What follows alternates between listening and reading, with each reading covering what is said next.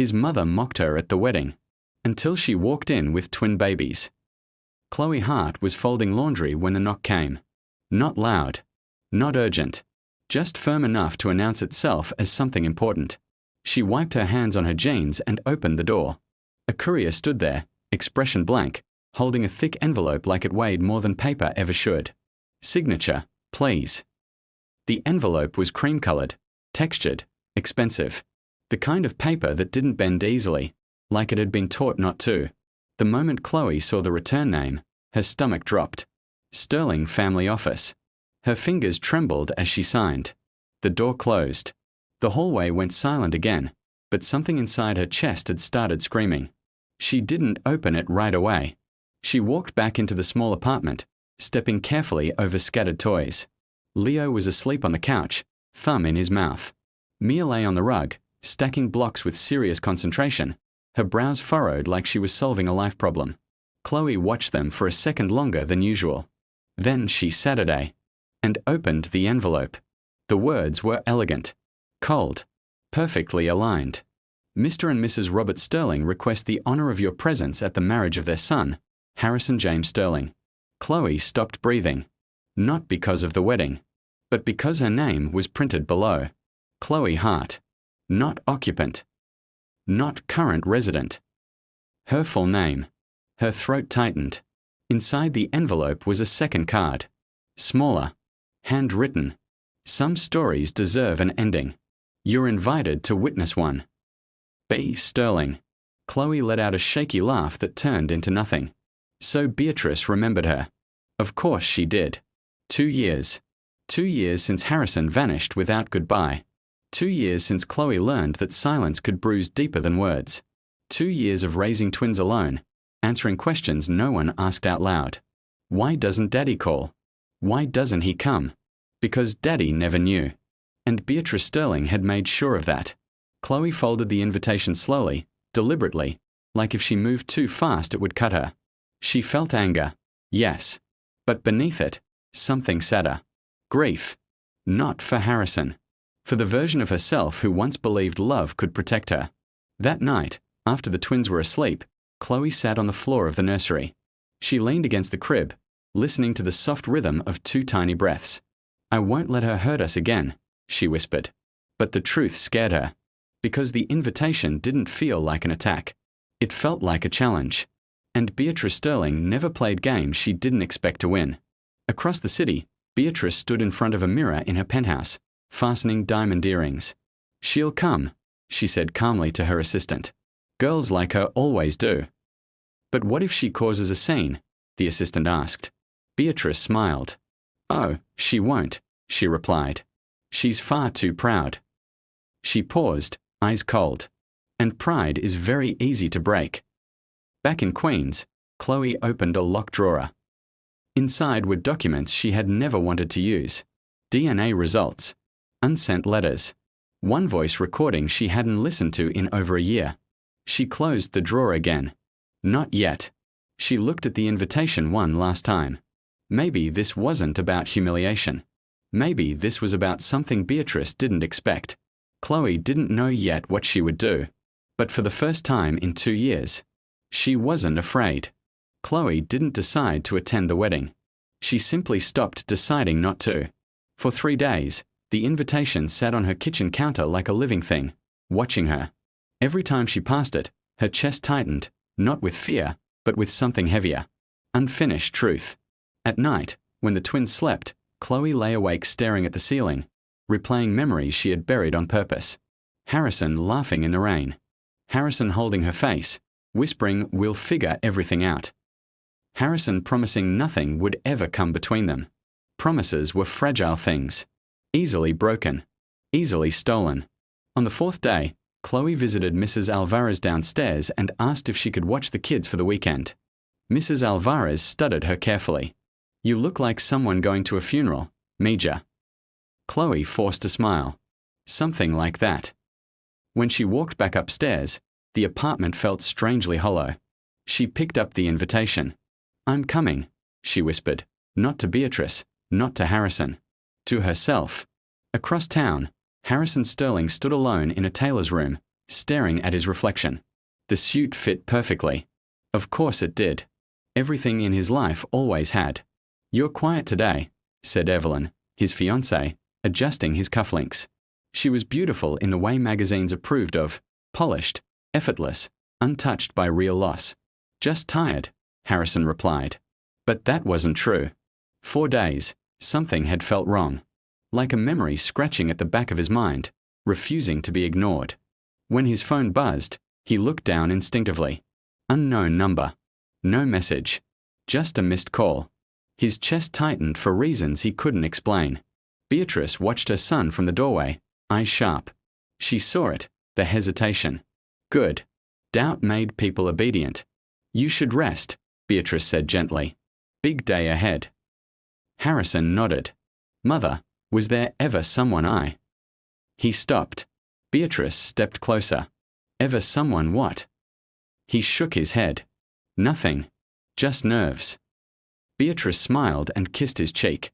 Lies were easier when planted early. That night, Chloe sat on her bed with the lock drawer open. She took out the DNA report. Her hands were steady now. 99.98% probability. She traced the paper slowly, then folded it back with care. She wasn't bringing this to destroy anyone. She was bringing it because truth had a right to exist, even if it hurt. Especially if it hurt. The wedding venue rose like a palace of glass and gold. Chloe stepped out of the taxi wearing a simple navy blue dress. No diamonds. No designer labels. Just quiet confidence, and exhaustion earned honestly. People glanced at her, curious. She didn't belong here. And yet, she walked like she did. Inside, Beatrice spotted her immediately. Her smile didn't falter.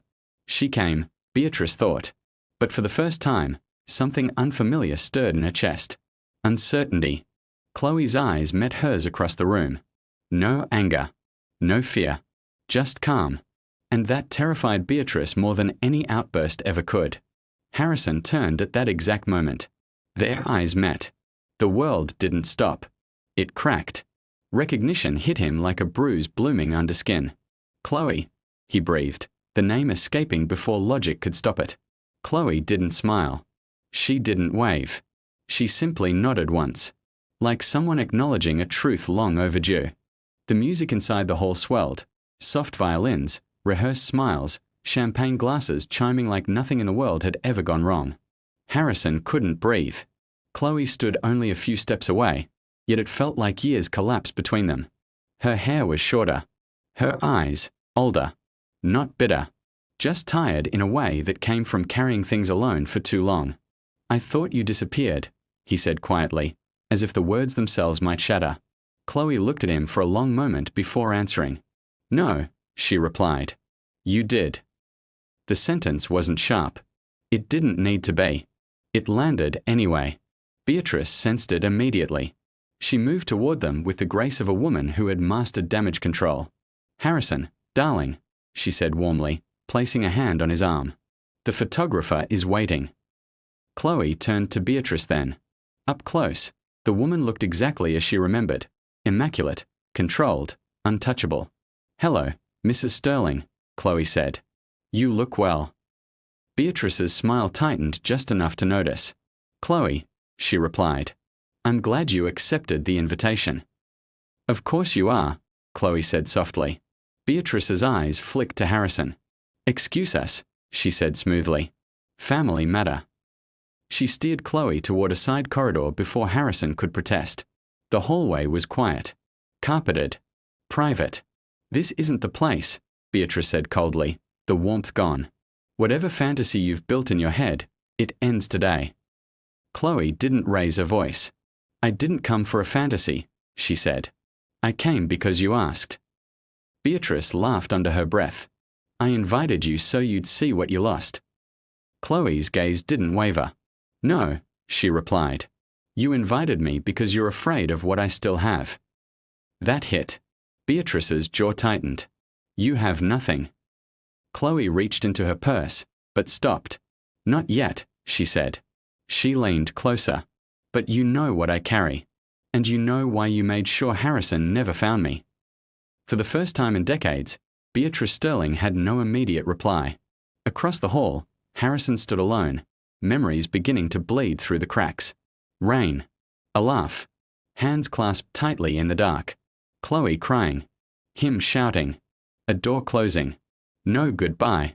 His chest ached like a wound reopening. He pressed a hand to his temple. Why does this hurt so much? Back in the corridor, Beatrice straightened. You think love gives you power, she said. It doesn't. Position does. Chloe nodded slowly. Maybe. She stepped back. But love creates consequences. Beatrice's eyes narrowed. What are you threatening? Chloe met her stare. Nothing, she said. I'm done threatening.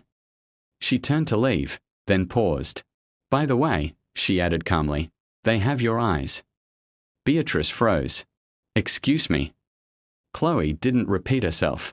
She walked away. Harrison intercepted Chloe near the exit. Wait, he said, breathless. Please. She stopped, but didn't turn. I don't remember everything, he admitted. But I know this. Whatever we were, it mattered. Chloe finally faced him. Yes, she said. It did. And? He asked, hope cracking through his voice. Chloe swallowed. And it ended, she said. Because someone decided your life was too important to be interrupted by the truth. His heart pounded. What truth? Chloe looked at him, really looked. Not today, she whispered. You're not ready. She stepped past him. Harrison watched her leave, a hollow forming inside him. Behind him, Beatrice observed it all. And for the first time, she understood something terrifying. This story was no longer hers to control. The ceremony was scheduled to begin in 12 minutes. 12 carefully measured minutes. Enough time to fix lipstick, calm nerves, and erase inconvenient thoughts. Harrison stood near the altar, hands clasped tightly, heart beating like it was trying to warn him of something his mind still couldn't fully grasp. Chloe Hart. Her name echoed in his chest. Not like a memory, like a reminder. Beatrice retreated to the bride's preparation room, her heels clicking sharply against marble. She closed the door behind her and finally allowed her composure to crack. How much does she know? She asked her lawyer, voice low. Enough to be dangerous, he replied. Beatrice stared at her reflection. No lines. No weakness. Then we end this now, she said. Chloe stood outside the venue, night air cold against her skin. She had done what she came to do. Or so she thought. Her phone buzzed. Unknown number. This time, she answered. Chloe, Harrison's voice said, rough and unsteady. Please don't leave. She closed her eyes. I didn't come to ruin your wedding, she said softly. I don't care about the wedding, he replied. That scared her. Meet me, he said. 5 minutes. Just talk. She hesitated, then turned back. Inside the chapel, guests settled into seats, unaware they were about to witness something that would never make the society pages. Harrison stood at the front, staring at the doors. When Chloe stepped in, silence rippled, not loud, but noticeable. People sensed gravity even when they didn't understand it. She walked slowly, not toward the altar, toward the side aisle. Harrison stepped down. Evelyn watched, confusion flickering across her face. Beatrice rose halfway from her seat. Stop, she whispered. Too late. Why didn't you tell me? Harrison asked Chloe quietly. Because I didn't want to weaponize them, she replied. Them, he repeated. Her throat tightened. I didn't want your first reaction to be obligation, she said. I wanted it to be choice. His breath caught. Chloe, he said, almost afraid. She reached into her purse and finally pulled out the folded paper. She didn't hand it to him. She placed it between them. Read it later, she said. After today. After you breathe. Beatrice strode forward. This is inappropriate, she snapped. Security. Harrison turned. Enough, he said. One word. It carried more authority than she expected. What are you doing? Beatrice demanded. For the first time, he replied. Listening. The chapel was silent now. Evelyn stepped back slowly, realization dawning. Not anger, hurt. I think, she said quietly, I should leave. No one stopped her. Harrison looked at his mother. "What did you do?" he asked. Beatrice's voice trembled for the first time in his life. "I protected you." He shook his head. "You protected your image." Chloe stepped back. "This isn't about me anymore," she said. "It's about what you do next." She turned to leave. Harrison watched her go, heart breaking open. "Wait," he said. She paused, but didn't turn. "I don't know who I am without lies," he said. "But I want to find out." Chloe nodded once. "That's all I ever wanted." As Chloe walked out of the chapel, whispers followed, but they didn't touch her. She felt lighter. Not free, but honest. Behind her, a wedding unraveled quietly, and Beatrice Sterling sat down slowly, realizing something she had never planned for. Some legacies don't survive the truth. Morning came quietly. No headlines. No scandal splashed across screens. Just sunlight slipping through curtains in Chloe's apartment, touching the soft rise and fall of two small chests. Chloe watched Leo and Mia sleep, their faces peaceful, unaware that the world had shifted slightly the night before. She hadn't told them anything yet. Some truths needed the right moment. Across the city, Harrison sat alone in a hotel room that no longer felt like his own. The suit hung untouched on a chair. On the table lay a single folded paper. He had read it 3 times already. Then a fourth. DNA didn't lie. Dates didn't lie. And suddenly, neither did his heart. Memories rushed back fully now, no longer fragments. Chloe crying. His mother's voice, calm and firm. "She's trying to trap you. She'll ruin everything." He remembered believing her. And that was the part that hurt most. When Harrison knocked on Chloe's door, she didn't jump. She had known he would come. She opened it slowly. They stood there for a moment. No rush, no drama. "May I come in?" he asked. She nodded. Inside, the apartment was modest. Warm. Real. Then Mia appeared, rubbing her eyes. "Mommy," she murmured. Harrison's breath caught. Leo followed, sleepy and curious. Chloe crouched, steadying herself. "Kids," she said gently. "This is someone important." Harrison knelt too, eyes filling. They stared at him. Not strangers. Not yet family. Just possibility. "I won't disappear again," Harrison said later, voice breaking. "But I won't demand anything either." Chloe stuttered him. "I didn't raise them waiting for you," she said. "I raised them learning how to live without you." He nodded. "Then let me learn how to live with the truth." She let out a shaky breath. "This isn't a fairy tale," she warned. "I know," he replied. "It's better." Beatrice Sterling watched the city from her penthouse window, alone. The silence was unfamiliar. No assistance. No plans. Just consequences. For the first time, she understood that control was not the same as love.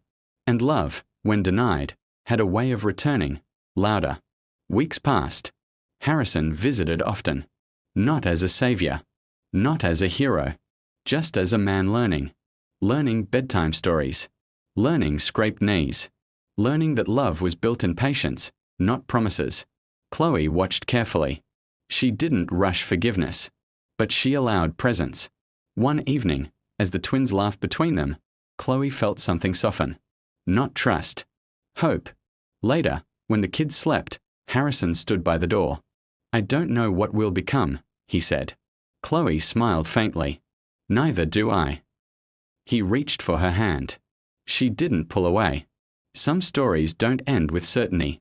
They end with choice. And this time, everyone chose honestly.